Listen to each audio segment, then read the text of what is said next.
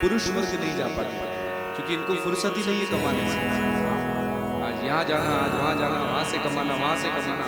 इनका दफ्तर बंद ही नहीं रहता है, दुकान छूटती नहीं है, व्यापार छूटता ही नहीं है, ये नहीं जा पाते।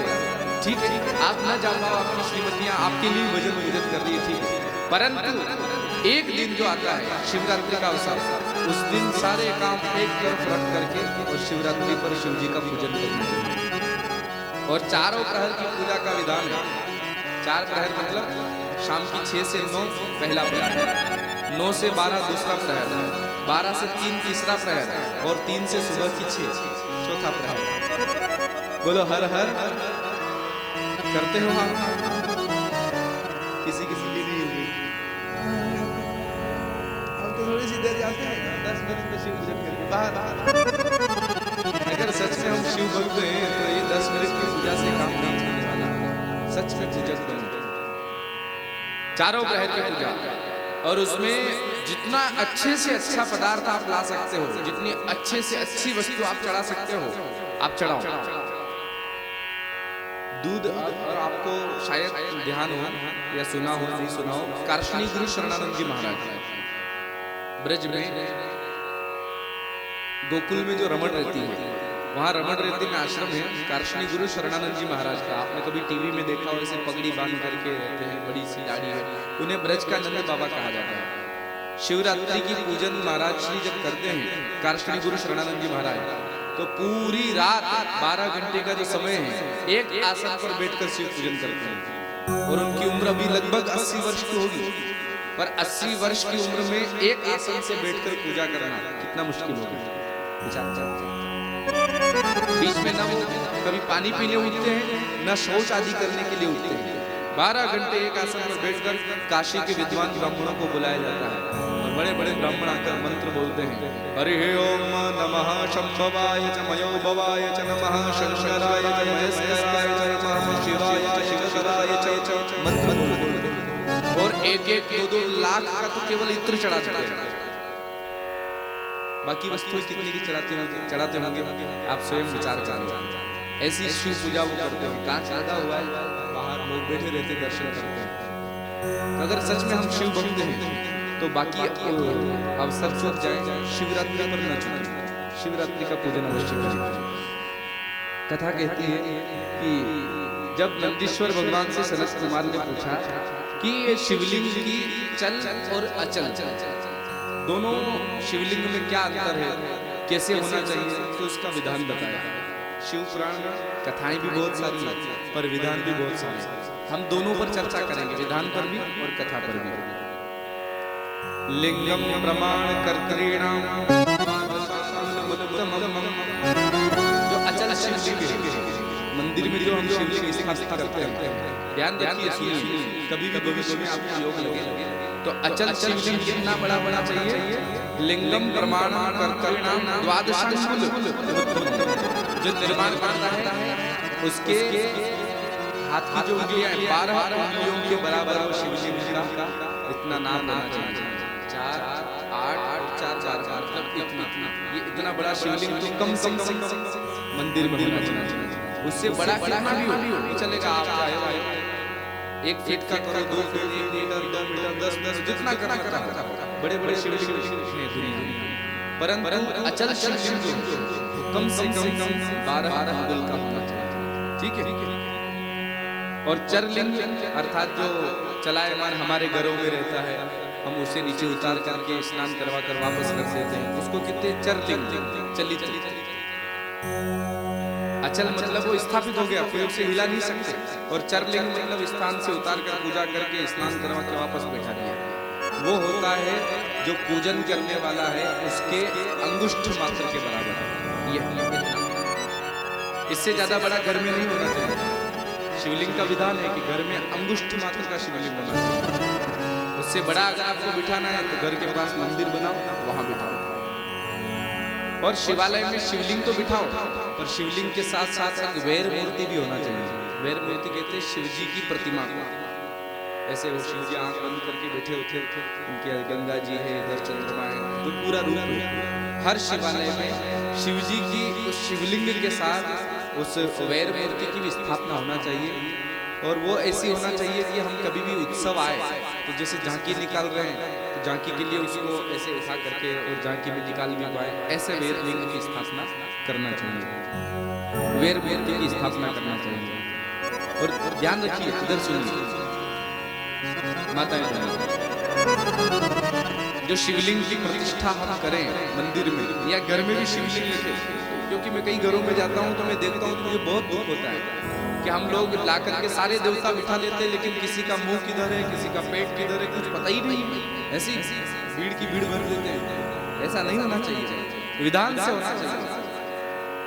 एक घर में हम पहुंचे, वहां पर क्या बोलते हो आपकी भाषा में, तो किचन बोलते हो आप लोग, हम लोग रसोई घर बोलते हैं, क्योंकि किचन में और रसोई घर में बहुत अंतर होता है। रसोई घर किसे कहते हैं? जहां से रस बरसता है वो रसोई घर। और किचन मतलब जहां आए दिन किच किच किच किच किच किच किच किच किच किच किच किच पति पत्नी में चलती रहे, उसका नाम आपके घर में क्या है? किचन है कि रसोई घर? अब मत बदलो, किचन, पर अब उसको किचन नहीं बोलना, अब उसको क्या कहना? रसोई घर, जहां से रस बरसे, अन्न में से रस निकलता है। हम जो भोजन बनाते हैं रस निकलना चाहिए, किचकिच नहीं निकलना चाहिए। आए दिन किचकिच निकलती है, माताएं बहनें भोजन बनाती है, श्रीमान जी को खिलाती है, दोनों में लड़ाई झगड़े चलते रहते हैं। किचकिच क्यों होती है? क्योंकि उसका नाम हमने किचन रख दिया। अगर रसोई घर रखा होता तो रस ही रस बरसता, किचकिच होती नहीं। बोलो हर हर। किचकिच होती भी क्यों है? एक महात्मा ने बड़ा प्यारा उत्तर दिया। उन्होंने कहा कि देखो, पहली रोटी जो होती है वो गाय के लिए होती है। हमेशा भोजन बनाओ तो पहली रोटी गाय के लिए निकालो, गौ माता को खिलाओ। आपके घर पर गौ माता हो तो ठीक है, और नहीं तो गली में कोई गौ माता कहीं पर हो तो भले ही पहली रोटी क्या करो वहां जाकर खिला दो, पर पहली रोटी बोलो भाई गौ माता की। और सबसे आखिरी रोटी जो बनाओ, अंतिम आटे की आखिरी रोटी कुत्ते के लिए। कुत्ते को हमारे संस्कारों में भैरव जी का ही रूप मानते हैं कि भैरव जी का वाहन है, तो उसे भी हम लोग एक देव दर्जा देते हैं कि भैरव जी का वाहन है। तो वो अंतिम रोटी भैरव उस वाहन के लिए, कुत्ते के लिए निकालना चाहिए। और विज्ञान भी कहता है कि पहली रोटी माताएं बहनें जो बनाती है उसे हाथ करके बनाती है, तो जितना भी मेल होता है और पहली रोटी में आ जाता है, और काली काली लोई हो जाती है। क्या बोलते हो, लोई बोलते हो कि वो पहली गोल गोल गेरी लोई, देखना आप काली काली हो जाती है, तो सारा मेल उसमें आ जाता है। तो अगर हम खाएंगे तो वो मेल पेट में जाएगा तो बीमारियां होगी, इसलिए पहली रोटी नहीं। और आखिरी रोटी भी माताएं बहनें जब बनाती है तो आखिरी रोटी को भी ऐसे पूरी थाली में घुमा घुमा के घिस घिस करके और फिर वो आखिरी रोटी बनाती है। तो जितना भी वो थाली का मेल है वो भी उस आखिरी रोटी में, तो वो भी खाएंगे तो बीमारी होगी, इसलिए पहली भी नहीं खानी, आखिरी भी नहीं खानी। और हमारे शास्त्र भी कह रहे हैं पहली गाय को, आखिरी कुत्ते को। पर असल में होता क्या है, पहली रोटी उतरी तो श्रीमान जी आ जाते हैं, जल्दी करो जल्दी करो, मुझे ऑफिस जाना है, देर हो रही है, जल्दी रखो। गाय की रोटी थी, वो श्रीमान जी को परोसते, उन्होंने खा ली। अब वो गाय वाली रोटी खाई तो गाय का स्वभाव कैसा रहता है, बिल्कुल नरम। तो श्रीमान जी ने गाय की रोटी खाई तो उनका स्वभाव भी कैसा हो गया, गाय के जैसा। तो श्रीमती जी कहते बैठो बैठो बैठो, जाओ बाजार में जाओ, चलो मुझे वहां छोड़ के आओ। ये स्वभाव क्यों हो गया? क्योंकि किसकी रोटी खाई? गाय की। और आखिरी रोटी होती है कुत्ते की, वो कौन खाता है?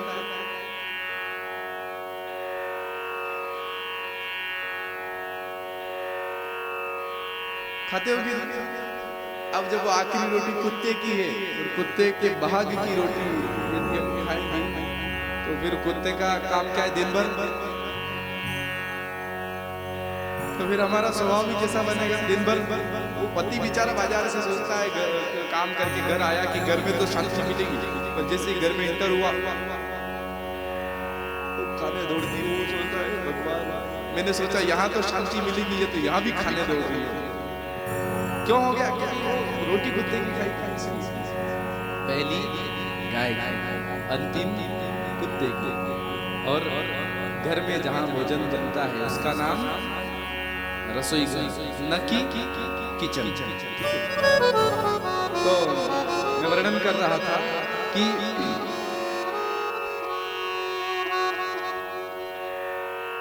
रस जहां से बरसे वह रसोई घर। तो मैं एक घर में गया, उस रसोई घर में मैंने देखा, तो मैंने पूछा भगवान का मंदिर? तो उन्होंने कहा गुरुजी ये है ना रसोई घर में जो खिड़की खुलती है ना अंदर जहाँ सामान रखते हैं, ऐसी खिड़की खोल करके, और उन्होंने दिखाया तो इतनी सी जगह में सारे देवता बैठे थे। माँ वो माता जी भी त्रिशूल लेकर बैठी थी, शिव जी भी बैठे थे, इधर कुबेर भगवान बैठे थे, इधर गणेश जी तोन निकाल कर बैठे थे, सारे देवता इतनी सी जगह में ऐसे बिल्कुल बैठे हैं कि मान लो थोड़े से गणेश जी हिल जाए या माता जी के त्रिशूल गिर जाए तो गणेश जी की तोंद में सीधी घुस जाए, ऐसे देवता बिठा रखा है। मैंने कहा धन्य हो देवता, 1 करोड़ का बंगला बनाया और भगवान के मंदिर बनाने का मौका मिला तो ऐसे बिठा दिए। शर्म आनी चाहिए। हम लोग इतना बड़ा घर बना लेते हैं और उसमें भगवान के मंदिर के लिए बात आती है तो इतनी सी जगह में सेट कर देते हैं। अरे भाई उनकी कृपा से आपका घर बना है तो कम से कम भगवान के लिए, ठाकुर जी के लिए, भगवान महादेव के लिए स्थान अच्छा हो, उनको अच्छे स्थान पर बिठाओ। तो घर में जो शिवलिंग हो उसका भी जो जलाधारी का मुख है वो उत्तर दिशा में होना चाहिए, इस दिशा में, तो जल जो बह कर जाता है। और जलाधारी और शिवलिंग दोनों एक ही धातु की होना चाहिए। नर्मदेश्वर अगर आप लाए हो तो फिर अलग बात होगी, नर्मदेश्वर अलग होते हैं, वो नर्मदा जी में से निकलते हैं, उनके नीचे शिवलिंग आप दूसरी बना दो। बाकी दूसरी जो शिवलिंग होती है वो जिस धातु की शिवलिंग है उसी धातु की जलहरी होना चाहिए, जलाधारी होना चाहिए। और पूजन करने वाले का मुख भी उत्तर दिशा में होना चाहिए। ये शिवरात्रि या श्रावण महोत्सव आता है तो माताएं बहनें जाती है और मंदिर में भीड़ करके बैठ जाती है, और कोई इधर मुंह कर रखा है पूर्व में, किसी ने पश्चिम में कर रखा है, किसी ने दक्षिण में कर रखा है, चारों तरफ से शिव जी को पूजने लग जाती है। बल्कि विधान नहीं है, वो पूजा स्वीकार नहीं की जाती। शिव जी के पूजन का विधान है, पूजक जब बैठे तो उसका मुंह ऐसे उत्तर दिशा में होना चाहिए और उस दिशा में उसका मुंह होकर के फिर उसकी पूजा करना चाहिए। और यदि आपने देखा कि मंदिर में भीड़ बहुत ज्यादा है और मुझे देर हो रही है तो शास्त्रों में, शिव पुराण में एक विधान बताया है कि आप उस मंदिर से बाहर निकलो और ऐसे अंगुष्ठ को यूं रख करके, ऐसे धरती पर अंगूठा रखा और उस अंगुष्ठ को शिवलिंग मान करके उसके ऊपर जल चढ़ा कर आ जाओ तो भी वो स्वीकार हो जाएगा। अंगुष्ठ को शिवलिंग मान करके भी आप जल चढ़ा सकते हो। अपने स्वयं के अंगूठे को धरती पर रखा और ऐसे जल चढ़ा दिया, यह भी शिवलिंग माना जाता है। पर कब? आपत्ति काल में, के अंदर भीड़ बहुत है, आप नहीं जा पा रहे हो तो बाहर बैठकर ऐसे अंगूठा रखा और उस पर जल चढ़ा दिया, ऐसा भी शिव पुराण में वर्णन आया है। अब शिव पुराण में लिखा है कि किस व्यक्ति को किस शिवलिंग की पूजा करना चाहिए। सुनिए, रसलिंगम ब्राह्मणानां सर्वाभिष्टप्रदं भवेत्, बाणलिंगम क्षत्रियाणां महाराज्यप्रदं शुभम। ब्राह्मणानां, अगर किसी का ब्राह्मण कुल में जन्म हुआ है तो उसको रसलिंग की पूजा करना चाहिए। रसलिंग कहते हैं पारे के शिवलिंग को। ब्राह्मणों को हमेशा अपने घर में पारे का शिवलिंग लाना चाहिए। पारद का जो शिवलिंग आता है सफेद दिखाई देता है, शायद आपने देखा हो, तो पारे के शिवलिंग की पूजा ब्राह्मण को करना चाहिए। और बाण लिंगम क्षत्रियाणां, क्षत्रियों को बाण लिंग की पूजा करना चाहिए। बाण लिंग अर्थात नर्मदेश्वर, नर्मदा जी में जाओ, डुबकी लगाओ और माँ से प्रार्थना करो कि हे माँ हमें शिव जी प्रदान करो। अंदर से जो आपको शंकर जी मिले उनको लेकर आओ और उनकी आकृति की जलाधारी बनाओ, वो बाण लिंग। क्षत्रियों को उसकी पूजा करना चाहिए। स्वर्णलिंगम तो वैश्यानां, वैश्य बनिए जो होते हैं, व्यापारी व्यक्ति जो है, वैश्य व्यक्ति जो है, उसको स्वर्णलिंगम अर्थात सोने का शिवलिंग बना करके उसकी पूजा करना चाहिए। महाधन पतित्वदम अर्थात यदि वैश्य व्यक्ति स्वर्ण के शिवलिंग की, सोने के बने शिवलिंग की पूजा करता है तो महाधन पद प्रदान, अर्थात उसको बहुत सारा धन प्राप्त होता है। आप कहोगे गुरुजी महंगा बहुत होता है, परंतु नियम तो यही है। और शिवलिंग भी ऐसा नहीं कि वो अंदर से पोला हो, कि बिल्कुल पतली सी पत्ती में बनवा लिया, नहीं भाई। विधान ऐसा है कि वो शिवलिंग अंदर से भरा हुआ होना चाहिए। स्वर्ण महंगा तो पड़ेगा, पर नियम ऐसा ही है। और चतुर्थ वर्ण के लिए वर्णन आया है, शिलालिंगम तो चतुर्थ वर्ण के लिए, शिलालिंगम कहते हैं पत्थर के शिवलिंग को।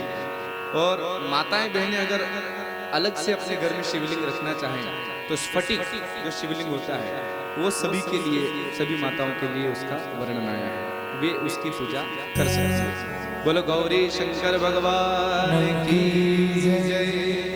रसियो रूपाड़ो रंग रेलियो गिर जाऊं गम तो नथी।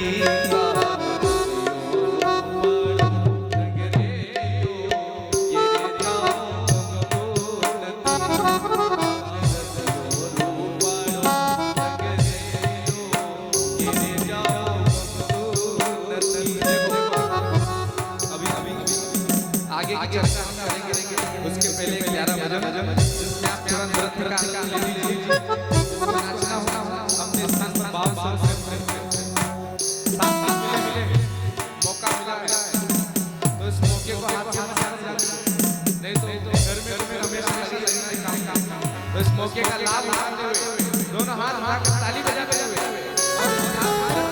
हरि बोल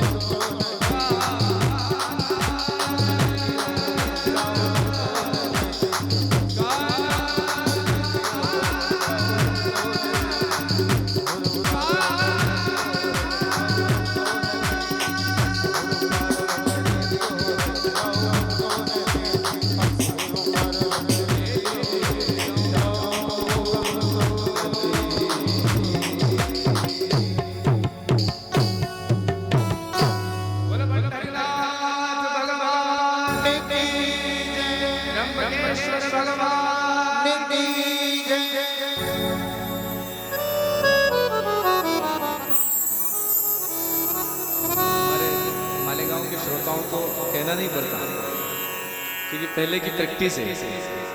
2 साल पहले जो कथा हुई थी उसमें खूब नाचने का आनंद लिया था। तो राह ही देख रहे थे कब कोरोना खत्म हो, कब कथा हो और कब भगवान के सामने हम खूब नृत्य का आनंद लें।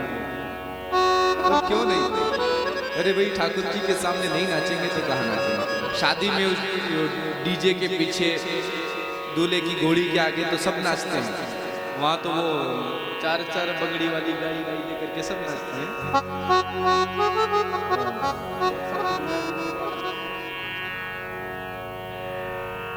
उड़ेंगे गुलाबी मन में कोई वहाँ तो सब नाचते हैं। हाँ, और ठाकुर जी के सामने नाचना, भगवान महादेव के सामने नाचना, यहाँ नाचने से यूँ समझो कि जन्म जन्म का नाचना छूट जाएगा। और यहाँ नहीं नाचे तो अगले जन्म में घर घर जाके नाचना पड़ेगा। आप तय करें कि कहाँ नाचना। बोलो त्र्यंबकेश्वर भगवान की। मीराबाई संतों के बीच में नृत्य करती थी। तो मीराबाई के कुल के लोगों ने कहा अरे वैसा हुक्म, राजपूत खानदान में आई हो, यहाँ तो घूंघट में रहती बहू है, आप बीच में नाच के बोले मुझे नहीं लेना देना, मेरो तो गिरधर गोपाल दूसरो न कोई, जाके सिर मोर मेरो पति सोई, मेरे तो गिरधर गोपाल दूसरो न कोई। मैंने उनको पति मान लिया, दुनिया से क्या लेना देना।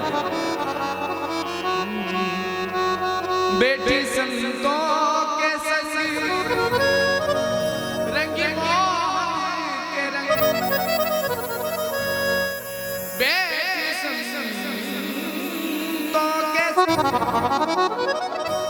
रंगी मोहन के रंग, मेरा रानी दीवानी कहानी ऐसे लागी मीरा हो गई मगन मगन मगन, वो तो गली गली हरी गुण गाने ऐसे लागी मीरा हो गई मगन मगन। यहाँ तो जो भक्ति होती है वही नाचती है। जिसके हृदय में भक्ति है कैसे रोकोगे, तो नाचती है। वर्णन आता है, शौनक जी ने सूत जी से पूछा, जगत पितरु शंभु जगतो मातरं शिवा तत्पुत्रं चिगणा नरैता वर्णया। हमें शिव जी के सती माता के साथ जो उनका विवाह हुआ, फिर पार्वती जी के साथ जो विवाह हुआ, फिर गणेश जी का उनके द्वारा जो जन्म हुआ, ये सारी कथाएं आप सुनाने की कृपा करें। तब श्री सूत जी शौनक आदि ऋषियों को कहते हैं कि एक बार की बात, हिमगिरी गुहा एक अति बह समीप एक